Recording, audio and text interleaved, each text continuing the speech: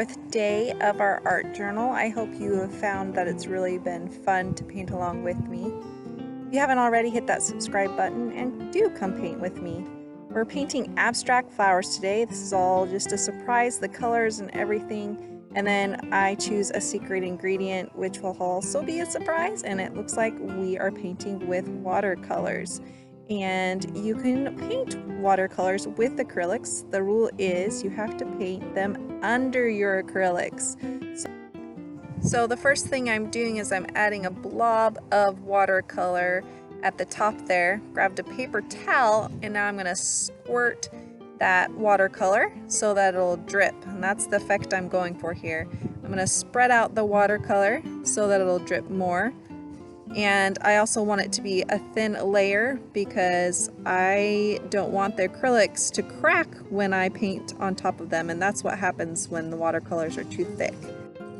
Oh, I'm going to grab those drips down there at the bottom so that they don't ruin the papers behind them. Okay, now once they're dry, that's important to know, they need to be dry. I can add layers on top. And I'm just going with the flow. I grabbed my blue for this next step.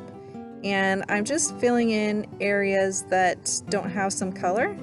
That's just what I've kind of decided to do, but you can do whatever you want. This is very abstract, so it doesn't matter. You can also paint with this blue over your watercolors if you want, so no worries about that. So this next step, I'm grabbing my light blue, and I'm just making some texture and some blobs. I don't have what I want to paint in mind yet. I know they're gonna be flowers, but that's all I know. So right now I'm just being playful. And I'm adding some random dots and textures. And then I will see how I feel about that in my next step. Change it if I want to, or keep it, whatever.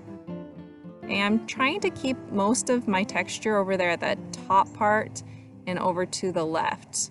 I want to keep the dark blue open on that right lower side. So then this next step, I'm adding in my green. So with flowers, I think about green stems, I think about green leaves. So I'm adding a little bit of that green over the top of the drips and making those drips into kind of a stem. I'm still using my brush to create blobs, and I think that's just, you know, how I feel today. And I just feel playful that way. So I'm not trying to make anything look like a specific leaf or anything like that. So that's important to know.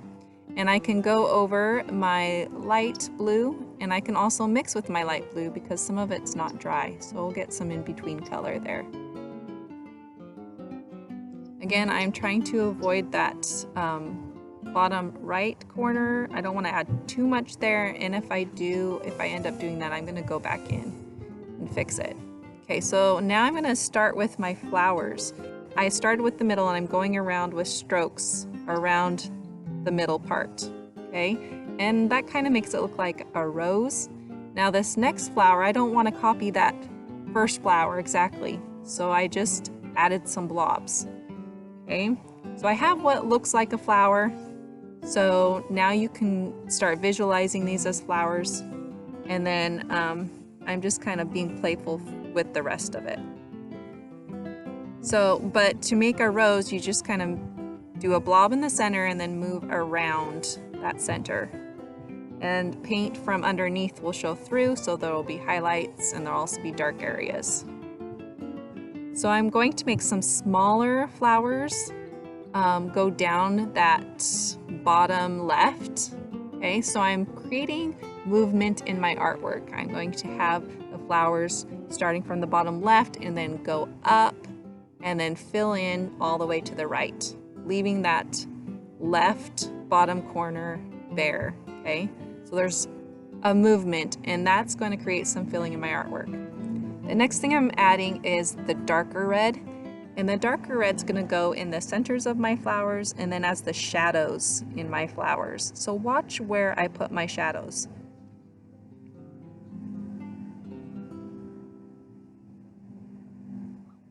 So you notice how sometimes I put them on the outside just to give like a different color of a petal, and I put it in the inside because that's where the light wouldn't hit. Okay, so I focus on making some of that same texture of the flowers like with the center, and then making some strokes along the edges. And it's important to have different values in your artwork. You need to have your dark areas and your midtones and your light areas. So this is going to be my darkest area, which is the black that I'm adding in right now. Okay, and this is going to create even more dimension into my flowers, and I'm focusing really on just the center because my flowers are red flowers. They're not black flowers.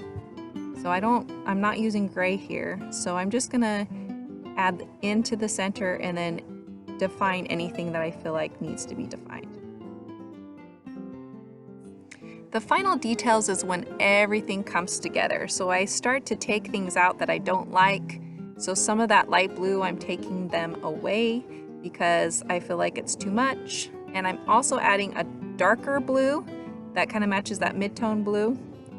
And just, that's going to give some depth to that blue, so it looks like there's shadows or things in the back. So I'm just doing that, but you can do anything you want. This is where your preferences and your style comes into play. So you could put in splatters, you could add another layer of red over your flowers so they're brighter, anything you want. So I'm focusing on just kind of making my flowers pop out more. Right now there's a lot of clutter around them, so I'm getting rid of some of the strokes, settling down some of that color. Now I'm adding some of that light blue because I feel like it's going to make that left side pop out more. So I went over it and then I'm like, actually I kind of liked it in there. So you can do that too, you know, you just play, figure out what you like and what you don't like. So I've decided that yes, adding the lighter blue is good, but not in such a distracting manner. So I'm starting to just add it as a underneath color by the flowers and less of blobs.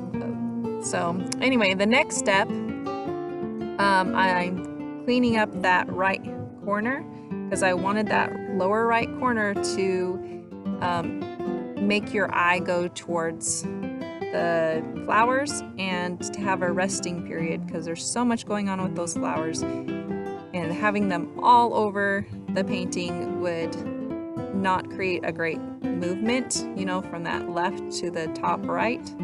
So now I'm adding a layer over my flowers. This is a lighter pink, so I've added a little bit of white to that reddish color. And it's very opaque, so it's gonna stand out on top of my paint that's underneath it. And notice how it makes those flowers bolder. So it's making them pop out, and that's what I'm going for. So I am trying to get the shape of the flowers and leaving all that dark area underneath it in some areas so that it still keeps that shape of the flower.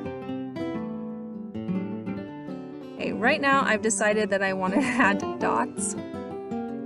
I really like dots today.